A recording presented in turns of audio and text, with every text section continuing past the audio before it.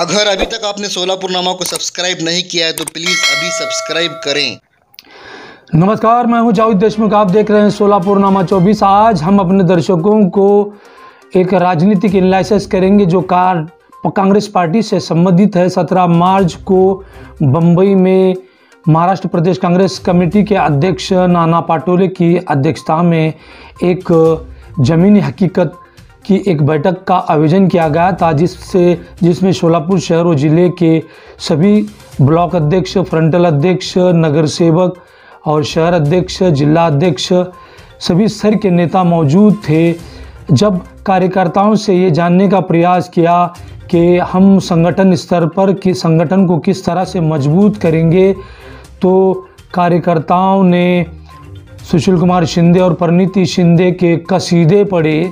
इस कसीदे पढ़ने से नाना पाटोले ने सवाल किया, जब सुशील कुमार शिंदे और परिणीति शिंदे ने इतना काम किया है तो सुशील कुमार शिंदे की पराजय क्यों ही 2 बार क्यों पराजय हुए? इसका जवाब कोई नहीं दे सका। कसीदे पढ़ने से ये साबित नहीं हो पाता कि ज़मीनी स्तर पर कांग्रेस की हालात कैसे हैं। वास्तविकता में नाना पाटोले को ये बैठक में परिणीति शिंदे को अपसेंट करना चाहिए था, उसकी गैर मौजूदगी रखना चाहिए था, ताकि कांग्रेस कार्यकर्ताओं की भावनाओं को और ज़मीनी हकीकत को जानने का प्रयास किया जाता। परिणीति शिंदे के भय से किसी कार्यकर्ता ने कोई भी मांग नहीं की। एक कार्यकर्ता ने तो कहा कि मैं एमआईएम पार्टी में था और मैं चुनाव लड़ा, 4000 मत प्राप्त किए। जब मैं कांग्रेस में आया तो मुझे एमपीडी यानी तड़ीपार किया गया। ये कैसी विडंबना है। जब मैं एमआईएम में था तो तभी ठीक था, जब कांग्रेस में आया तो मेरी हालत ऐसी क्यों हुई? तो नाना पाटोले ने इस बात को गंभीरता से लिया कि ज़मीनी हकीकत ये जाननी चाहिए। प्रदेश अध्यक्ष हो चाहे कोई भी हो, कांग्रेस की स्थिति का ज़मीनी हकीकत जाननी चाहिए। नाना पाटोले एक दबंग और एक निडरता से लीडरशिप करने वाले व्यक्ति हैं। उन्होंने कांग्रेस पार्टी को उभारने के लिए सभी जिला स्तर के इकाइयों से बातचीत करना शुरू किया है, मगर सोलापुर की दरपरत अलग दर्शाती है। एक नगरसेवक गट नेता ने यहाँ तक कह डाला कि सोलापुर शहर में राष्ट्रवादी मजबूत उभरने की संभावना जताई जा रही है, और उन्होंने पालक मंत्री दत्ता मामा भरने के विरोध में शिकायत भी दर्ज की कि वो कांग्रेस कार्यकर्ताओं की अनदेखी कर रहे हैं। और इस तरह से शिकायत की गई है, मगर ज़मीनी हकीकत ये नहीं बताती। कांग्रेस कार्यकर्ताओं में अभी वो ऊर्जा डालना ज़रूरी है। केवल कांग्रेस पार्टी सुशील कुमार शिंदे परिवार की मिल्कियत बन के सोलापुर कांग्रेस में रह गई है, क्योंकि परिणीति शिंदे जो कहेगी वही सोलापुर शहर में होता है। बड़े बड़े नेताओं का कांग्रेस से प्लान हो चुका है।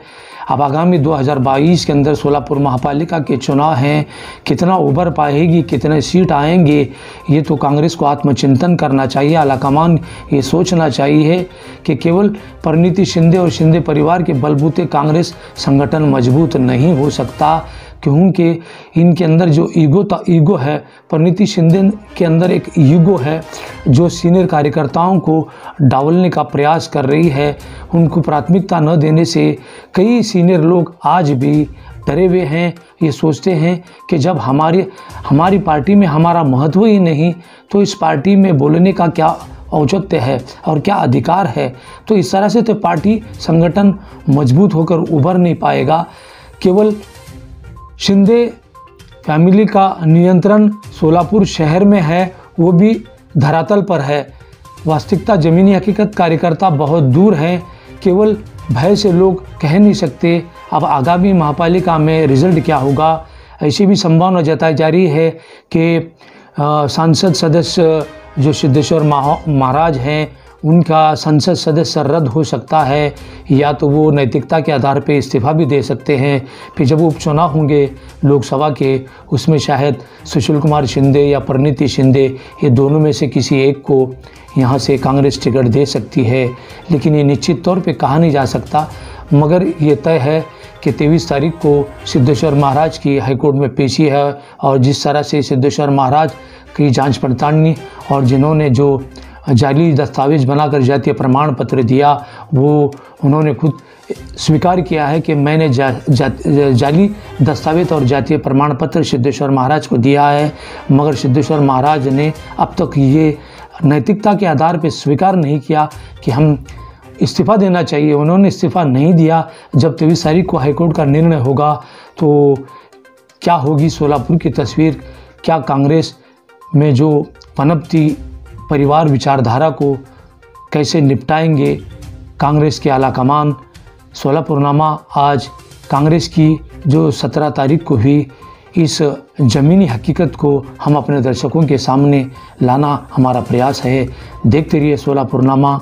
धन्यवाद।